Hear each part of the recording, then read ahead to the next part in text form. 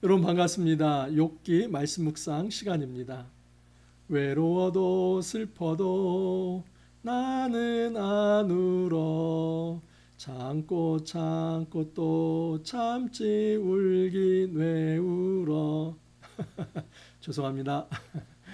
아, 그 어렸을 때 그 캔디 영화, 여러분 캔디 만화 영화죠.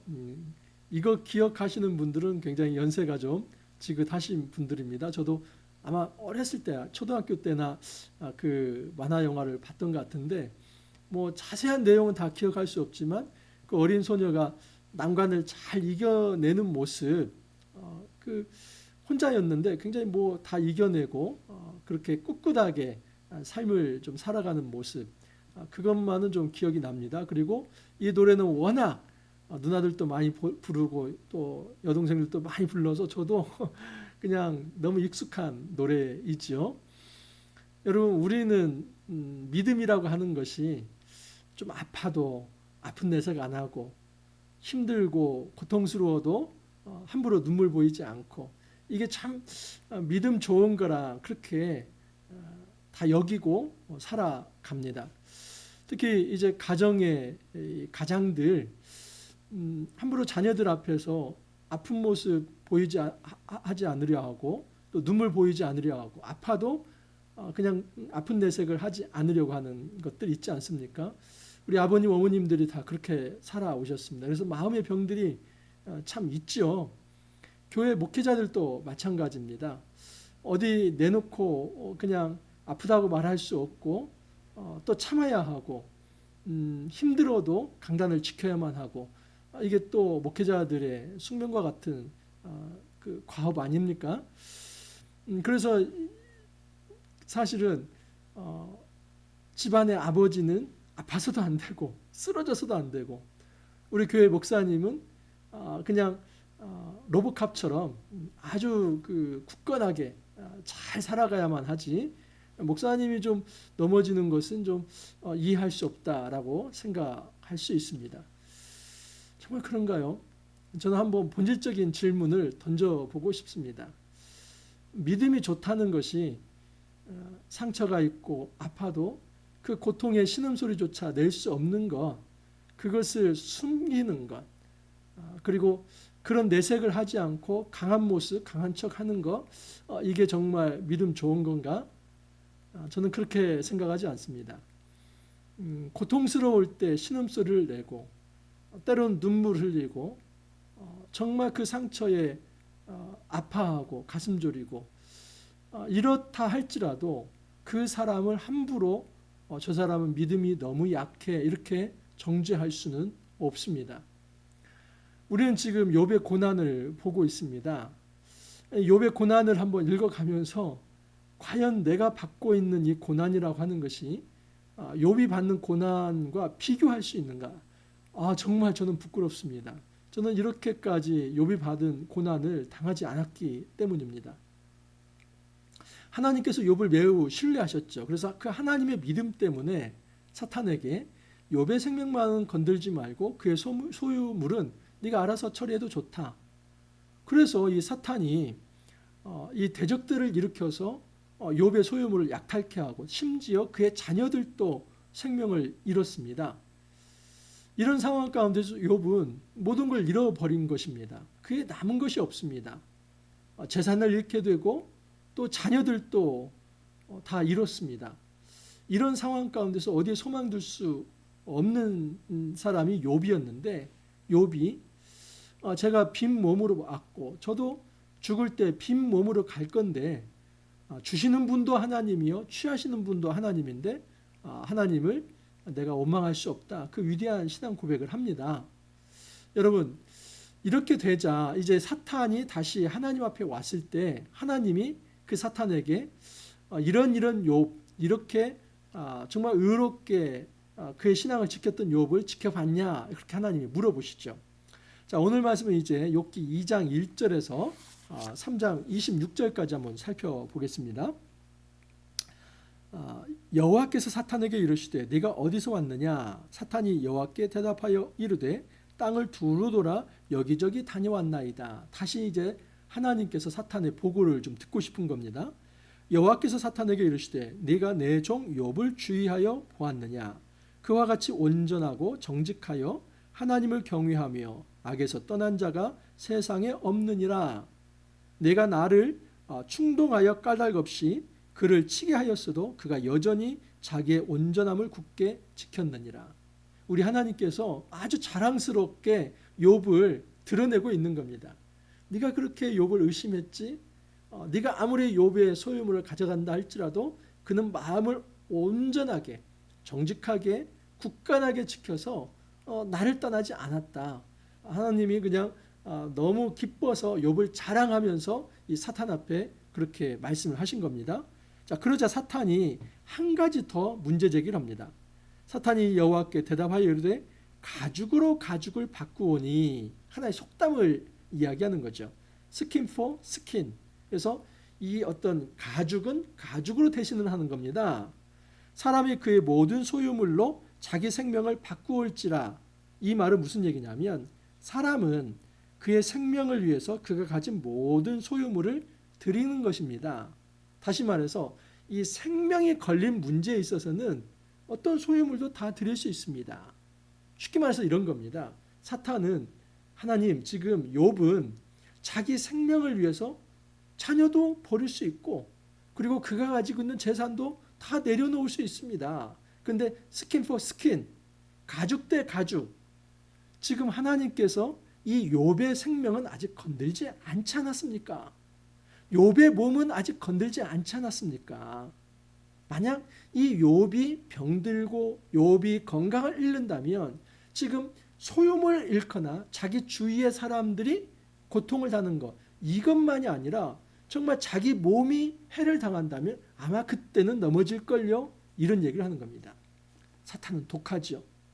여러분, 지금 사탄이 이 욥을 외곽에서부터 이 내곽으로 옥죄어 오고 있습니다.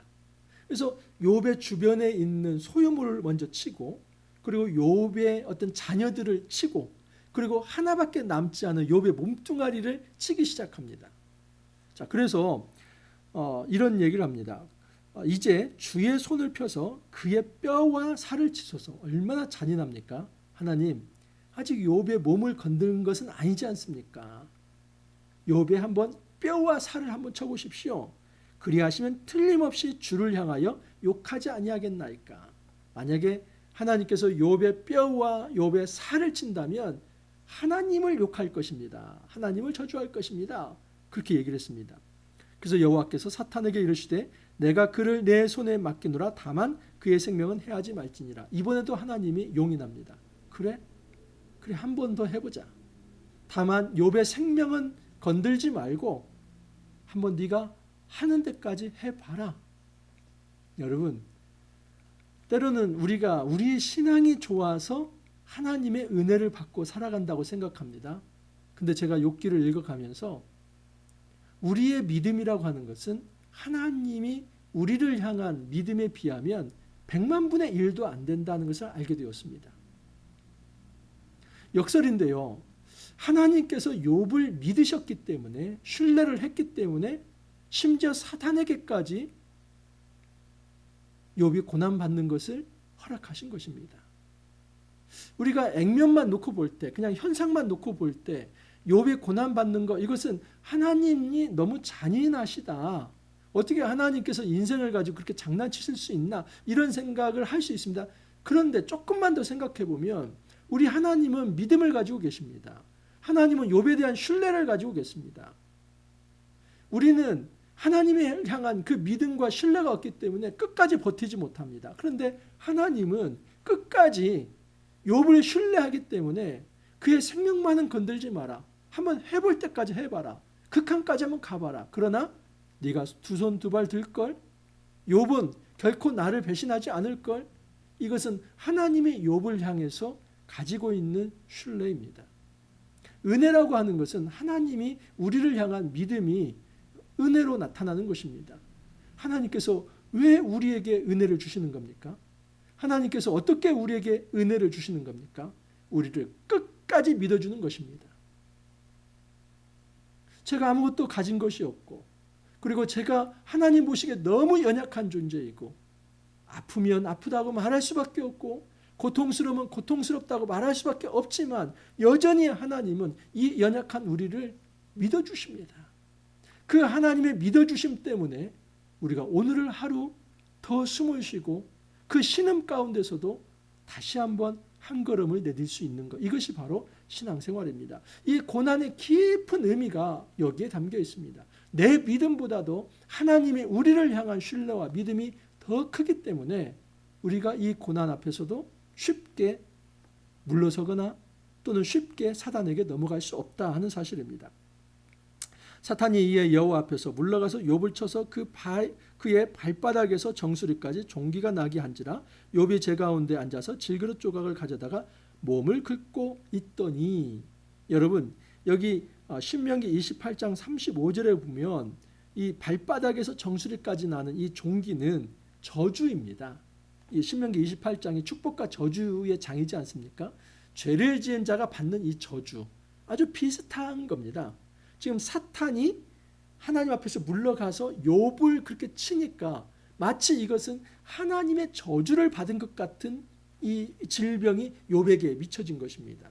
욥도 힘들었을 것입니다. 신명기 말씀에 의하면 그 머리끝부터 이 발바닥까지 올라오는 약한 종기, 이것은 정말 어떤 그 하나님으로부터 저주받은 사람이나 그렇게 하나님께 징벌을 받은 사람이나 받는 질병인데 도대체 왜 나에게 이런 질병이 있을까? 그런 생각이 들 정도로 지금 이 욥에게 아주 절망적 질병을 사탄이 내린 것입니다.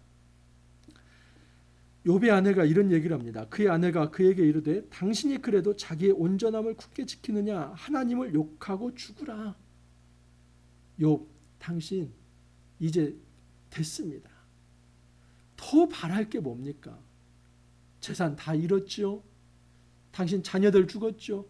그나마 하나 남은 당신 몸도 이제 만신창이가 되었습니다. 냄새납니다.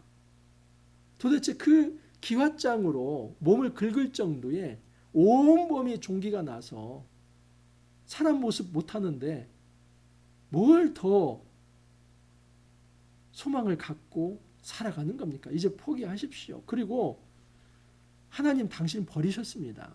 하나님을 욕하고 그냥 죽으십시오. 그렇게 고통 없이 가는 게 좋겠습니다. 이게 아내가 한 말입니다.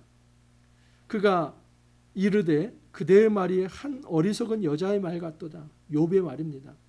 아내가 그렇게 말하는데도 당신은 지금 어리석은 말을 하고 있습니다. 우리가 하나님께 복을 받았은즉 화도 받지 아니하겠느냐. 정말 욥은 귀한 신앙을 고백하고 있습니다. 우리가 하나님께 복 받을 때도 있지 않았습니까? 실제로 그렇지 않습니까? 그러면 화를 받는 것도 있을 수 있는 거 아닙니까? 정말 욥이 대단한 고백을 하죠. 그러면서 욥이 입술로 범죄하지 아니했다고 합니다. 욥에게 이제 세 친구가 옵니다. 엘리바스, 빌닷, 소발. 이 세 친구가 이제 각각 세 번에 걸쳐서 1차, 2차, 3차 3장에서 14장, 15장에서 21장, 22장에서 31장 이 세 번에 걸쳐서 이 친구들과 그리고 욥의 이 논쟁이 이제 나타납니다. 그래서 3장부터 31장까지가 그 욥의 세 친구가 욥의 이제 논쟁이 나타나게 됩니다. 그 세 친구들이 와서 그냥 할 말을 잃어버렸습니다. 욥은 거부였고 신앙 좋았고 그런데 어찌하여 이 사람이 모든 걸 잃어버리고 이렇게 만신창이가 되었는가. 그래서 그냥 7일 동안 아무 얘기하지 못하고 그 옆에 그냥 있었습니다. 욥이 이제 자기의 태어난 날을 저주합니다. 그 후에 욥이 입을 열어 자기의 생일을 저주하니라. 여러분 오죽하면 자기 생일을 저주하겠습니까? 이런 대목 가지고 욥은 이런 어떤 자기의 고통을 견디다 못해서 이제 비신앙적인 불신앙의 길을 걸어갔다 이렇게 생각할 수 있습니다. 서두에 말씀을 드렸지만 믿음이 있다고 해서 아프지 않은 것은 아닙니다. 믿음이 있어도 상처가 있을 때는 아프고 몸이 힘들 때는 아프고 피곤할 때는 쉬어야 하고 결코 사람은 로봇가 아닙니다. 강철의 인간이 아닙니다. 욥은 지금 믿음이 있음에도 불구하고 온몸으로 고통을 감내해야만 했습니다. 어느 정도까지요? 자기 생일을 저주하는 정도까지. 내가 태어나지 않았으면 좋았을 텐데. 내가 난 날이 멸망하였더라면, 내가 태어나는 날이 사실 지구의 종말이었더라면 내가 이 고통이 없었을 텐데, 그 날이 캄캄하였더라면, 하나님 위에서 돌아보지 아니하셨더라면, 빛도 그날을 비추지 않았더라면, 그 캄캄한 사망의 날이었다면 내가 이 고통이 없었을 텐데, 어둠과 죽음의 그늘이 그날을 자기의 것이라 주장하였더라면, 이 죽음이 나를 그냥 태어날 날부터 가져갔다면 나는 지금 좋았을 텐데.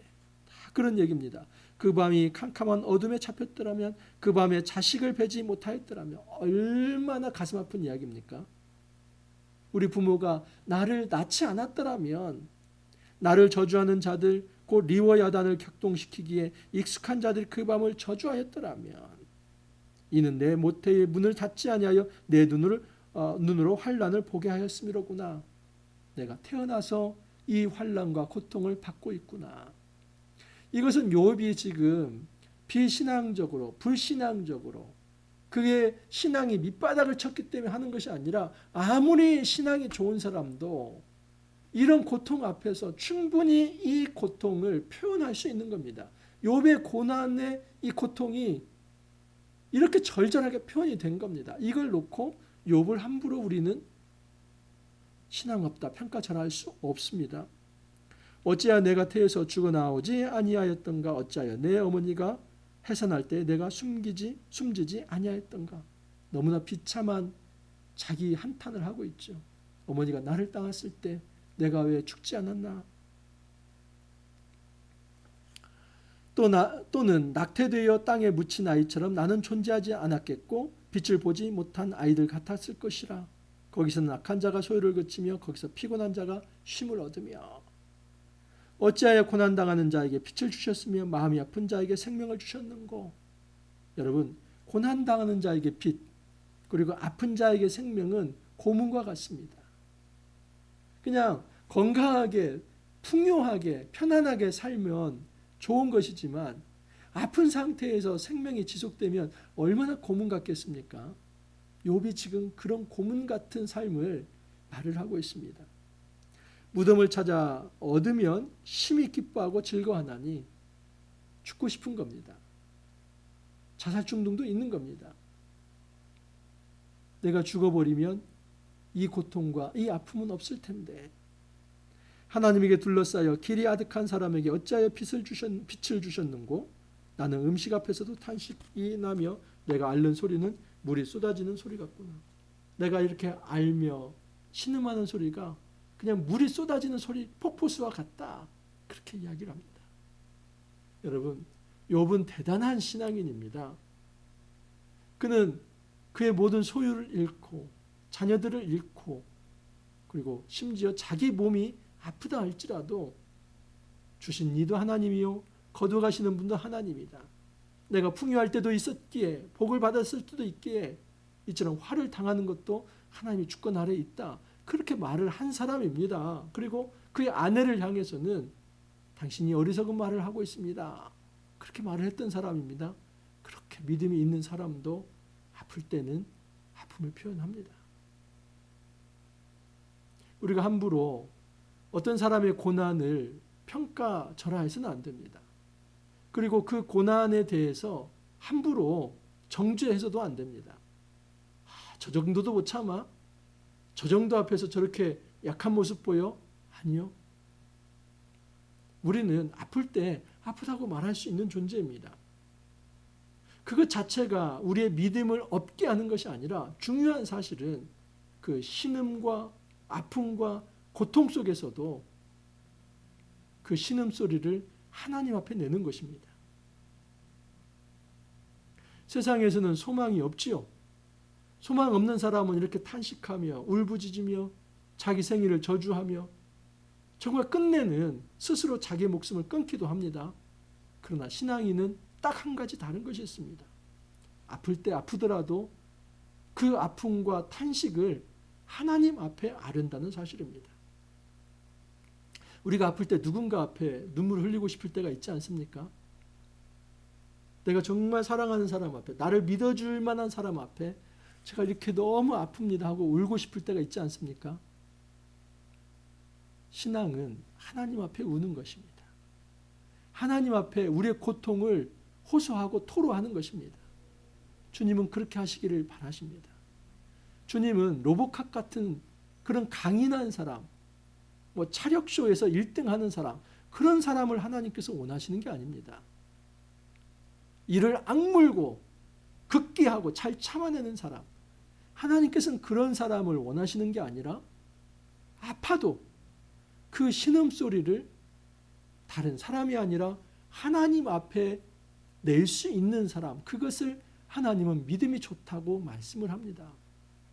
하나님은 강인한 사람을 믿음 좋다고 말하는 것이 아니라 모든 것, 생사화복의 모든 것, 기쁘면 기쁜 것도 하나님 앞에 표현하고 찬양으로 표현하고 아프면 아픈 대로 그 고통을 하나님 앞에 표현하는 것. 그래서 내가 이 고통과 고난을 다 이해할 수는 없지만 하나님 이거 어떻게 해야만 합니까?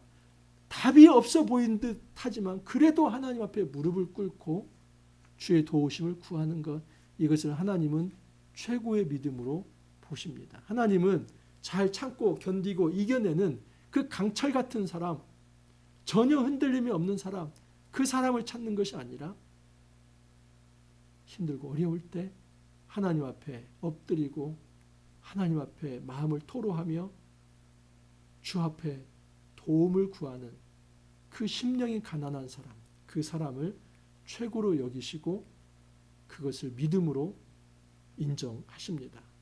여러분, 우리가 힘들고 어려울 때, 아플 때 하나님 앞에 그 마음을 표현할 수 있기를 바랍니다.